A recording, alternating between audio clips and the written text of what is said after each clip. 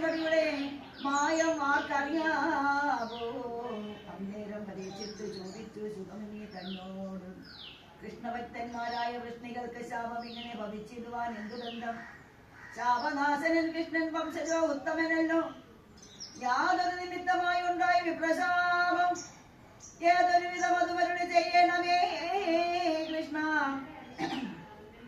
സർവാത്മാവായി സർവകർമാചാരാത്മാവായി സർവപുണ്യൗക കർമ്മ മൂലകാരണനായി ചിൽസ്വരൂപനായി തന്റെ ത്രിവിധ കരണത്താൽ സ്വയം കീർത്തിധാമ നാമ കർമാദികളാൽ സകല കലിമലദോഷ സംഹാരം ചെയ്യും. സകലാത്മകൻ വസുദേവ മന്ദിരത്തിങ്കൽ സകല ഗുണനിധി വസിക്കും കാലത്തിങ്കൽ സകലാത്മക ചിന്തയറിഞ്ഞു മുനീന്ദ്രന്മാർ കശ്യപ ഭരദ്വാജനും വസിഷ്ഠൻ ഇത്യാദിന്മാരാകും മുനിമാർ പലരും ഒരുമിച്ച് ആദ്യന കൃഷ്ണൻ തന്നെ കാണുവാനായി എഴുന്നള്ളേ.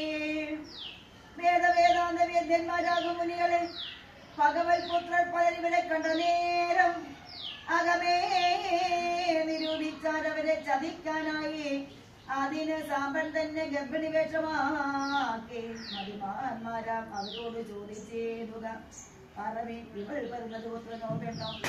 അറിവേറിയിടും മുനിമാരോട് ചോദിച്ചപ്പോൾ കാലാത്മമതം അറിഞ്ഞ അന്നേരം മുനീന്ദ്രന്മാർ ബാലന്മാരെല്ലാരെയും ഗർഭിണികളെയും നോക്കിക്കണ്ടവർ തമ്മിൽ അന്യോന്യം വീക്ഷിച്ചു. ഉടൻ ഓർക്കുമ്പോൾ അടുത്തിതു പ്രസവം ഇവൾക്കെന്നാൽ കാഠിന്യമേറെയുള്ളൊരു ആയാസമുസലത്തെ ഗാഠവേദനയോടെ പ്രസവിച്ചിടുന്നോരം. അതിനാൽ നിങ്ങൾ വംശനാശവും വന്നുകൂടും, അതിനെതുമേയില്ല സംശയമോർത്ത് കണ്ടാൽ.